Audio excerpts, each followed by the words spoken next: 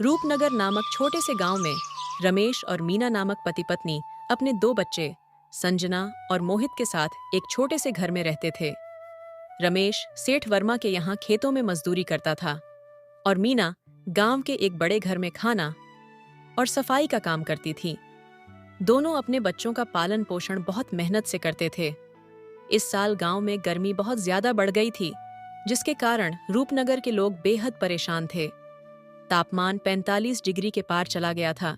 रमेश एक दिन कहता है, इतनी कड़ी धूप में काम करना मुश्किल हो गया है। घर से निकलते ही पसीना बहने लगता है। खैर, मैं काम पर जा रहा हूँ। कहते हुए रमेश मजदूरी के लिए निकल जाता है। वहीं मीना बच्चों को स्कूल छोड़ने के बाद अपने काम पर जाती है। वह जिस घर में काम करती थी, वहां सविता और विनोद अपने बच्चों दिया और सौरभ के साथ रहते थे। सविता कहती है, मीना, जल्दी से काम खत्म कर लो। मीना सारे काम करने के बाद घर सजाने में सविता की मदद करती है, क्योंकि वहां पार्टी होने वाली थी। मीना अपने बच्चों को पार्टी में ले जाती है। मीना के बच्चे संजना और मोहित पार्टी देखकर खुश हो जाते हैं।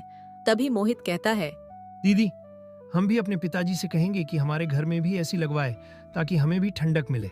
तभी पार्टी का केक काटने का समय हो जाता है और संजना और मोहित सौरभ के कमरे की ठंडी हवा का आनंद लेते हुए उसके कमरे की ओर चले जाते हैं।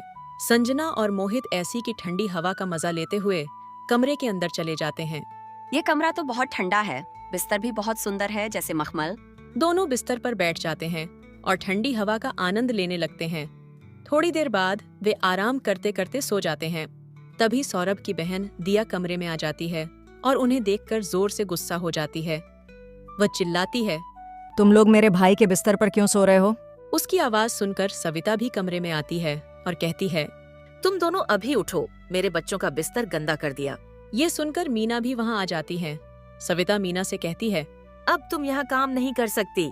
मालकिन, माफ कर दीजिए, बच्चे नादान हैं। मैं वादा करती हूँ कि ऐसा फिर नहीं होगा। लेकिन सविता उसे काम से निकाल देती है। अब घर का सारा भार रमेश के कंधों पर आ जाता है।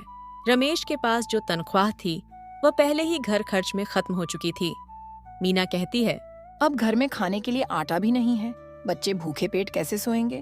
तभी रमेश काम से आता है और कहता है, आज मैं सेठ जी के यहाँ से कुछ खाना लाया हूँ। उस रात वे खाना खाकर सो जाते हैं। अगली सुबह मीना फिर से सविता के घर जाती है और कुछ पैसे उधार मांगती है, लेकिन सविता उसे अपमानित कर देती है। घर लौटते समय मीना एक पोस्टर देखती है जिस पर लिखा था, जिसको भी पकोड़े बनाने आते हैं वो बाजार के सामने वाले दुकान पर आ जाए। जिसे पढ़कर मीना उस पते पर जाने लगती है। वह रमेश की पकोड़े की दुकान पर काम करने लगती है। मीना के बनाए पकोड़े लोगों को बहुत पसंद आते हैं।